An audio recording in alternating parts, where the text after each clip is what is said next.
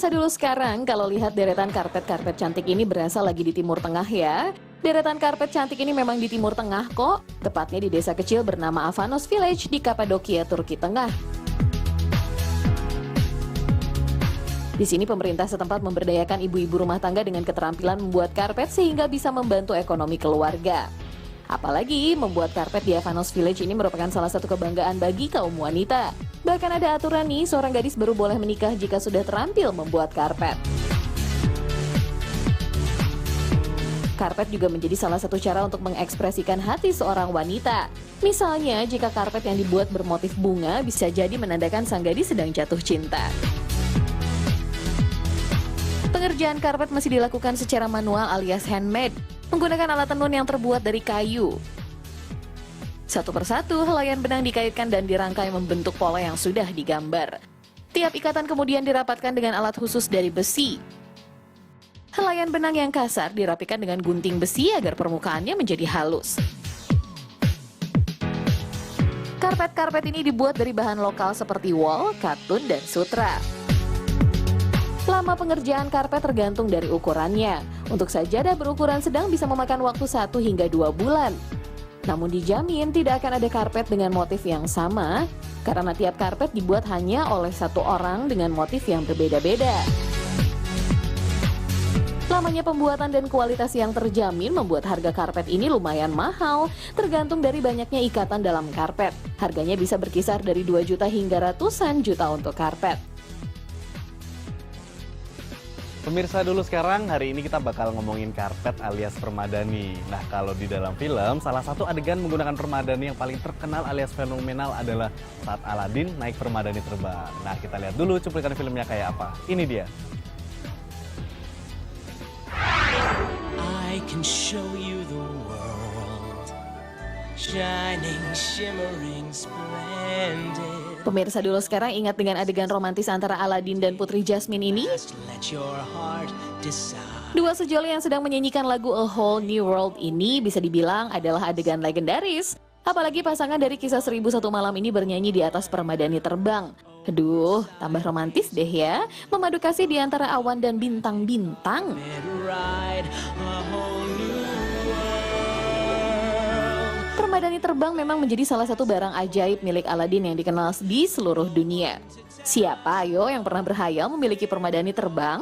Say we're only dreaming. A whole new world. Berangkatlah. Permisi. Dalam film Aladin dan Lampu Wasiat tahun 1982 silam, permadani terbang juga menjadi salah satu properti wajib. Aladin versi Indonesia yang diperankan oleh Rano Karno mendapat permadani terbang dari seorang kakek. Karena saat itu teknologi perfilman belum maju seperti sekarang, adegan Aladin saat terbang menggunakan permadani yang masih sangat sederhana. Dalam film besutan sutradara Susworo Gautama Putra ini, permadani terbang digunakan oleh Aladin untuk mengejar tukang sihir jahat.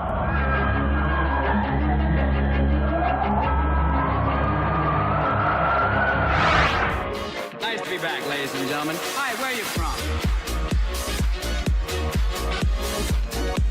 Permadani terbang Aladin menginspirasi anak muda di kota New York, Amerika Serikat untuk menggabungkan skateboard dengan papan yang dimodifikasi sehingga mirip dengan permadani. Dengan permadani buatannya ini, anak muda yang berdandan ala Aladin ini berkeliling di jalanan kota New York. Saat digunakan di jalanan, permadani ini seolah melayang di atas tanah. Orang-orang yang dilewati karpet ajaib pun terheran-heran sambil mengabadikan momen itu. Kreatif ya?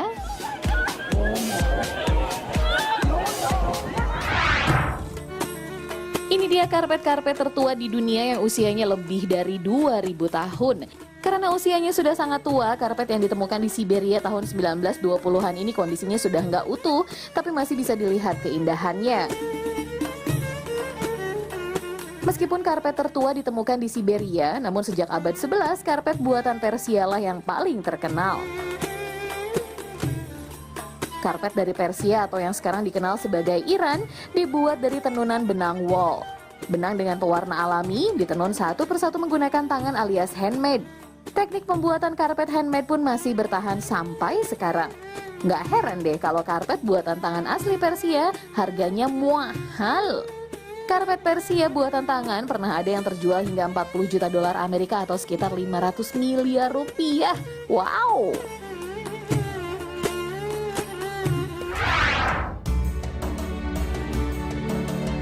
Saking terkenalnya karpet buatan Persia, di Iran sampai dibangun museum yang memajang karpet dari abad 17 hingga 20. Di museum ini terdapat 150 karpet buatan Persia berbagai macam motif yang bisa dilihat. Motif karpet Persia memiliki ciri khas berupa warna-warni benang yang menggambarkan kehidupan di Persia.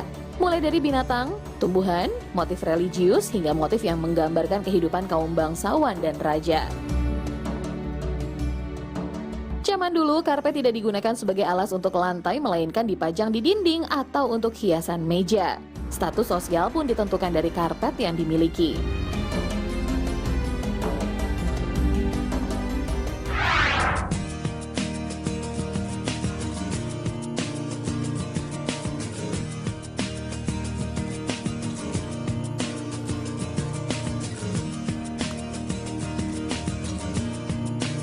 Penggunaan karpet sebagai alas lantai baru dimulai pada abad ke-15 di Inggris. Sekarang penggunaan karpet sebagai alas lantai lebih lazim daripada sekedar dipajang di dinding.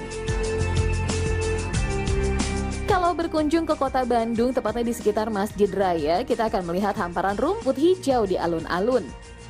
Ini bukan rumput beneran ya, melainkan karpet hijau yang menyerupai rerumputan. Makanya warga Bandung betah berlama-lama nongkrong di alun-alun ini karena nggak perlu takut kotor karena tanah atau lumpur.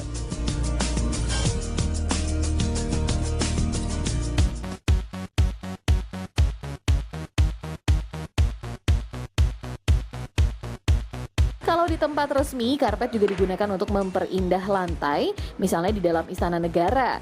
Kayak gini nih proses pemasangan karpet merah di Istana Negara. Karena ukurannya lumayan besar, butuh banyak orang deh untuk memasang karpet.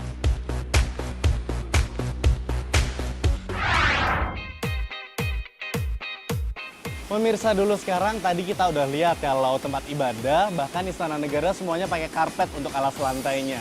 Nah istimewanya ternyata karpet-karpet itu bukan buatan luar negeri, tapi buatan Indonesia, tepatnya di kota Bekasi nih. Tuh lihat lagi bikin karpet gede banget. Nah habis ini saya mau ajak pemirsa untuk lihat seperti apa proses pembuatan karpet dari awal sampai akhir. Ini dia infonya.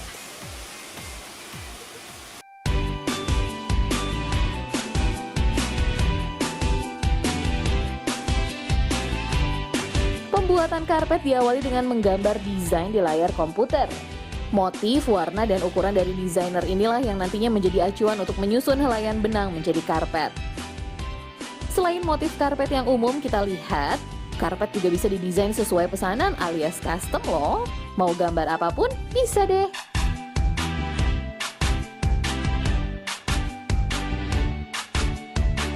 Setelah dicetak di atas media transparan dan dipantulkan ke tembok melalui proyektor, motif yang sudah didesain dijiplak di kertas. Untuk karpet berukuran kecil, menjiplak motif dengan cara inilah yang dipakai.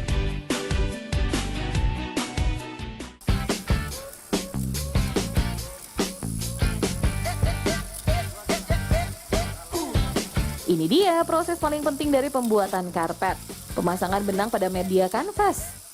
Kalau karpet dari Timur Tengah masih mempertahankan pembuatan karpet menggunakan alat tenun manual, pabrik ini menggunakan alat bernama hand tufted gun.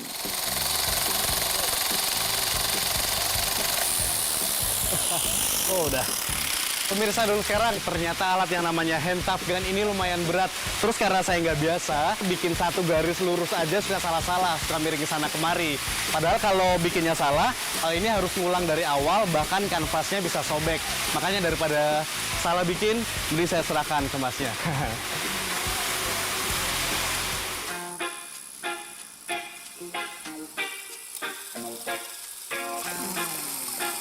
Alat yang bentuknya mirip bor ini diisi benang kemudian ditembakkan ke kanvas. Berbeda dengan mesin pembuat karpet yang bisa menyusun benang secara otomatis, penggunaan hand tufted gun harus digerakkan secara manual sesuai dengan pola. Butuh ketelitian dan keahlian khusus untuk menembakkan benang sesuai motif. Bisa dibilang karpet yang dibuat dengan bantuan alat seperti ini disebut setengah handmade. Jadi ini ada alat juga namanya handcuff ya, seperti kayak gun gitu untuk nembak, jadi untuk bikin karpet. Jadi, nah ini butuh keahlian, nggak sembarang orang bisa. Jadi butuh pelatihan itu minimal 3 bulan agar bisa membuat karpet ini. Jadi memang ini teknologinya ini dulu dari Cina, jadi dibawa ke Indonesia dan alhamdulillah kita sebagai anak negeri ini bisa mengembangkan. Dan alhamdulillah produk kita sudah dipakai sampai Istana Negara, sampai Istana Bogor, dan semua kementerian juga banyak kita pakai produk kita.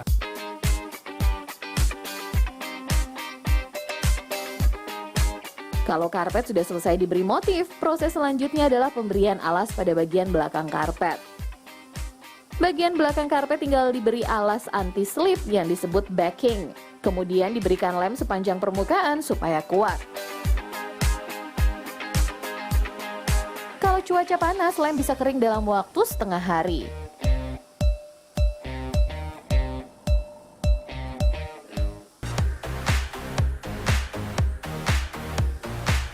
Terakhir, karpet menjalani proses finishing.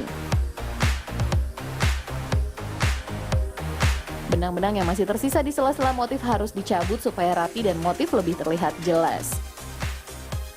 Kalau mau lebih kece, karpet juga bisa dipotong sesuai motif hingga karpet tampak timbul.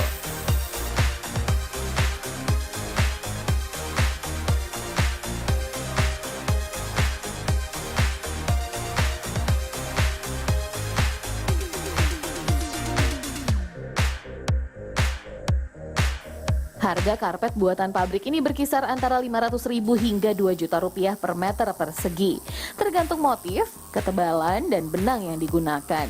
Benang yang digunakan adalah benang akrilik dari kapas atau benang wol dari bulu domba New Zealand.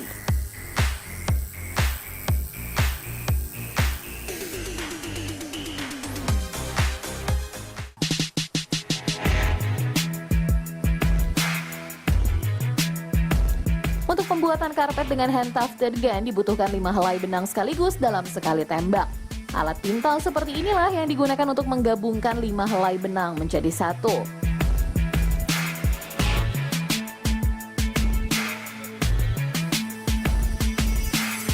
Dalam sehari, pabrik karpet ini bisa membuat hingga 4.000 meter persegi per hari. Kapasitas produksi bisa bertambah saat menjelang bulan Ramadan seperti ini. Maklum ya, karena jelang Ramadan banyak masjid maupun rumah tangga yang ingin memperbaharui tampilan karpetnya. Karena dibuat secara manual tanpa mesin otomatis, karpet bisa dibuat dalam berbagai ukuran. Produk kita tuh unik ya, uniknya apa? Jadi kita bisa membuat seukuran apapun yang diminta. Sampai seluas lapangan bola kita juga bisa bikin tanpa sambungan. Atau kita bikin ukuran kecil, ukuran seperti apa kita juga bikin. Bisa kita bikin, karena apa? Karena ini handmade. Jadi bikinnya seperti kayak orang batik gitu.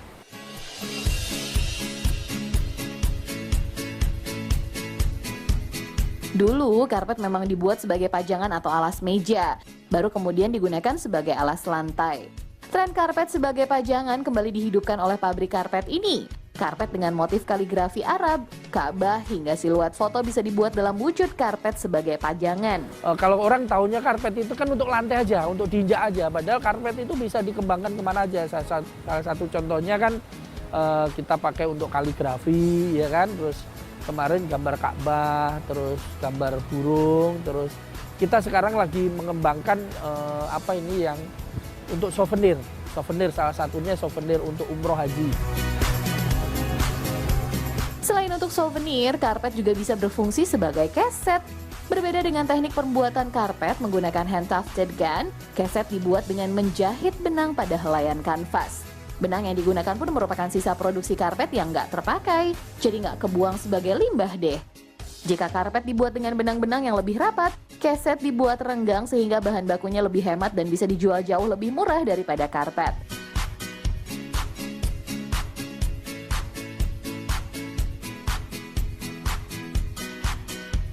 Bentuknya pun bisa dibuat macam-macam seperti tokoh kartun atau bentuk binatang.